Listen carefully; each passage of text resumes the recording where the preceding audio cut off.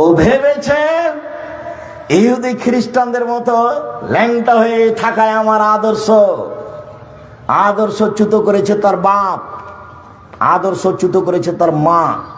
জন্ম দিতে বাপ হওয়া যায় না, প্রসাব করাতে পারলেই মা হওয়া যায় না, আদর্শের নাম বাপ। শুনুন, বলে তুরাজ্জালাহুন না, আমার স্ত্রী যেন আমার মেয়েদেরকে পরিপাটি করে সাজগোজ করে রাখতে পারে, সেই জন্য বেশি বয়সের মেয়ে বিবাহ করেছি। 4, বলে তাকুমা আলাইহিন্না, আমার স্ত্রী যেন আমার মেয়েদেরকে পাহারা দিতে পারে, এই জন্য বেশি বয়সের মেয়ে বিবাহ করেছি। এই ছেলে, 1 নম্বর বিদ্যা, 2 নম্বর কি বলো? শিষ্টাচার, আদর্শ। দেখো, আদর্শচ্যুত হয়ে পয়সা ইনকাম করে সফলতা অর্জন করিও না, কোনো লাভ নেই।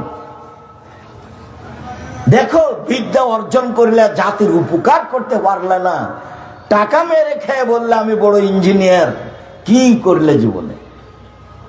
তোমার বাপের টাকাও লস। চাঁপাইনবাবগঞ্জের ভাষাতে আমও গেল, ছালাও গেল, কাঁদতে কাঁদতে 2 চোখও গেল।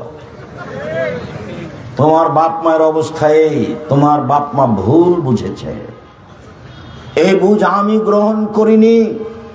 সম্মানিত দিনী ভাই বোন, এবার আপনাকে ধারাবাহিকতায় দেখাই পৃথিবীর শ্রেষ্ঠ মহিলা, সবচেয়ে দামি মহিলা খাদিজা রাদিয়াল্লাহু তাআলা আনহা। আবু হুরায়রা রাদিয়াল্লাহু তাআলা আনহু বলেন, জিবরাইল আমার কাছে আল্লাহর নবীর কাছে আসলেন।